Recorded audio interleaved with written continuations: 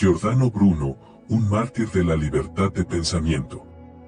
Hace 424 años, el 17 de febrero de 1600, moría en la hoguera condenado por las autoridades eclesiásticas un hombre extraordinario y fuera de su época, muy poco conocido. Giordano Bruno, 1548 a 1600, astrónomo, filósofo, matemático y poeta italiano renacentista, quien se atrevió a especular sobre la posibilidad de otras formas de vida en el universo, estableciendo además una diferencia entre el cielo de los teólogos y el de los astrónomos.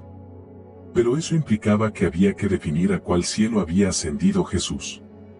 Afirmaba Bruno, nosotros ya estamos en el cielo, y pecó de herejía al deificar al hombre.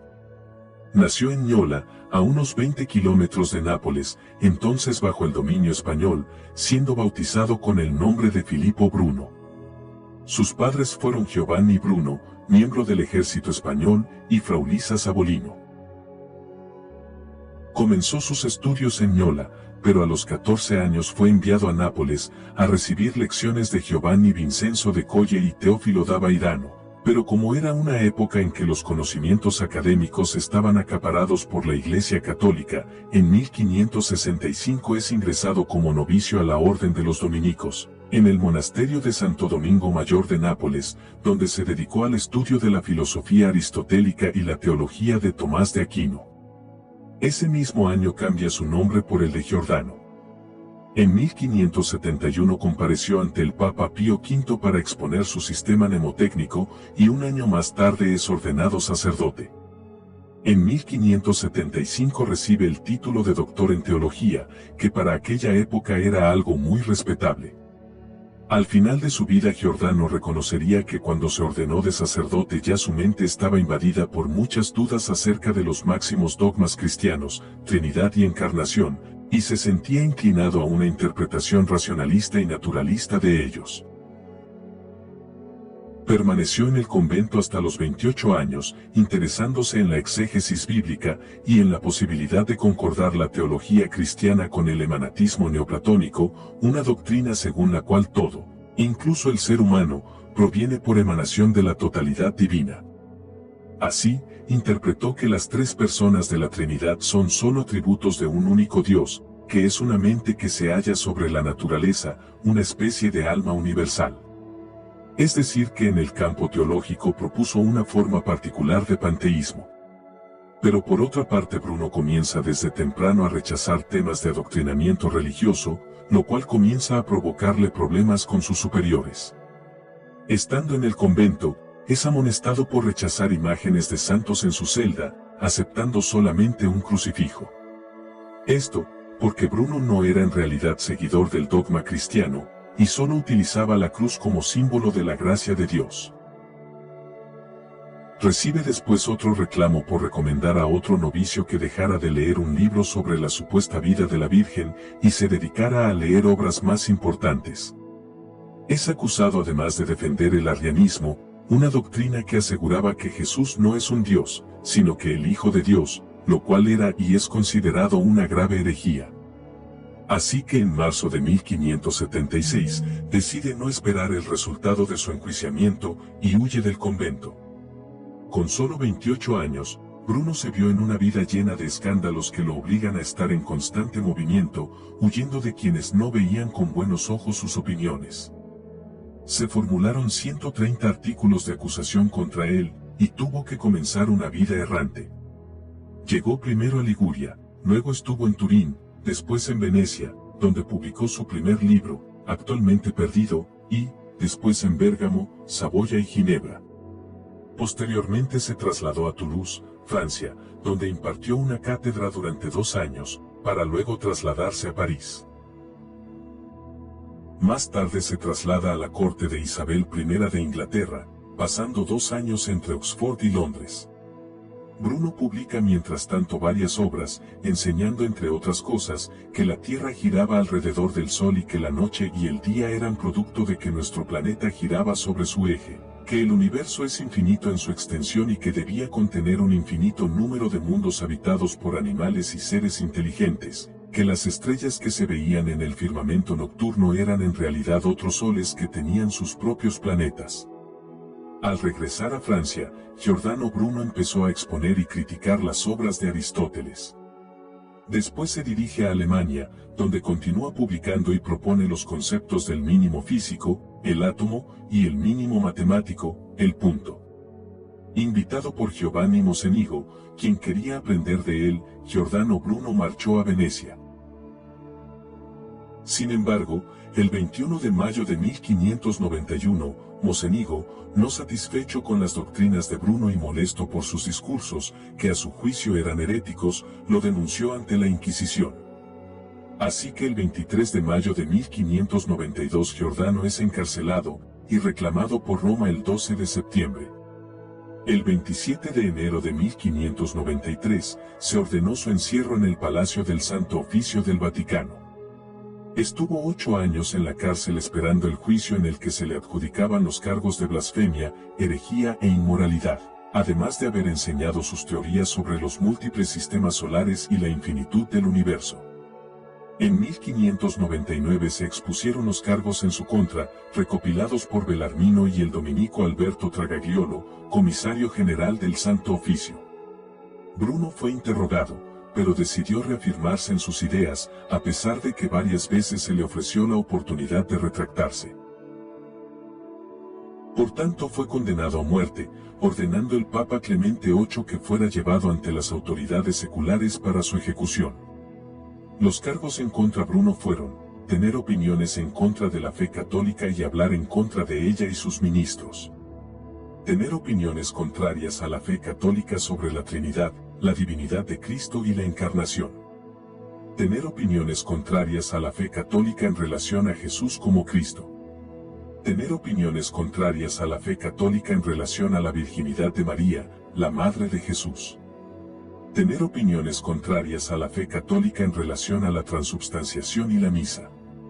Decir que existen múltiples mundos.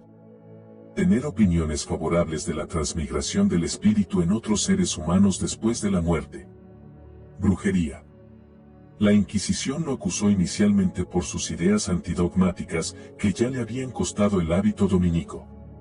Como antitrinitario, rechazó la virginidad de María y la transubstanciación. Sus reflexiones sobre cuestiones de cosmología y su atracción por la magia dieron gradualmente lugar a una impresionante lista de acusaciones.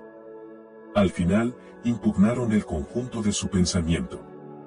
En febrero de 1593, Bruno fue encarcelado en las prisiones del Santo Oficio.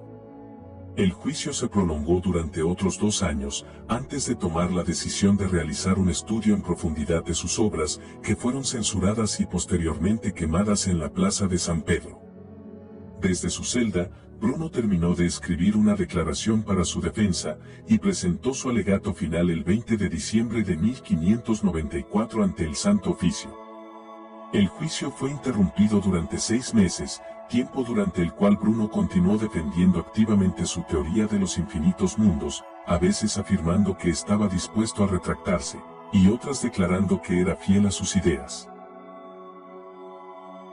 Por lo tanto, el cardenal Belarmino elaboró una lista de las teorías consideradas heréticas, sobre las que Bruno de nuevo vaciló antes de negarse categóricamente a renunciar a ellas.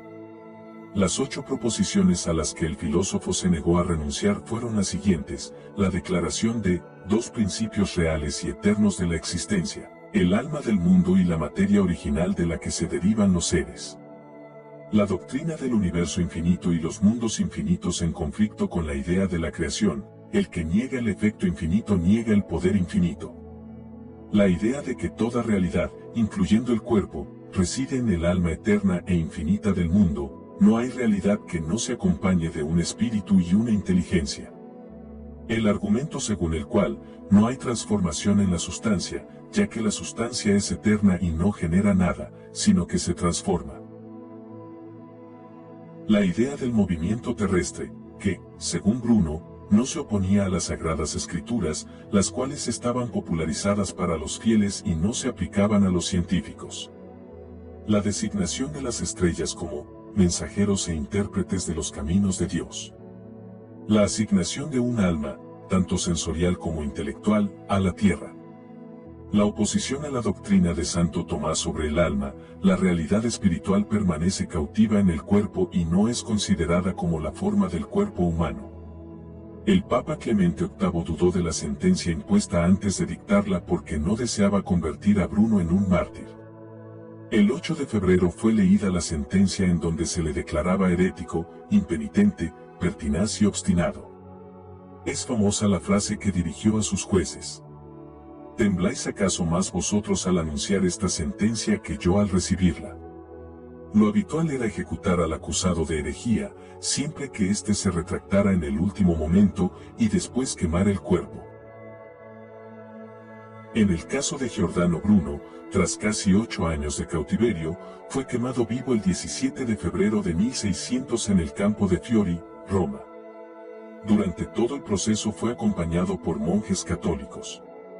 Según testigos presenciales, el nolano fue despojado de sus ropas, desnudado y atado a un palo. Además, llevaba la lengua aferrada en una prensa de madera para que no pudiese hablar. Antes de ser quemado en la hoguera, uno de ellos le ofreció un crucifijo para que lo besara, pero Bruno lo rechazó y dijo que moriría como un mártir y que su alma subiría con el fuego al paraíso.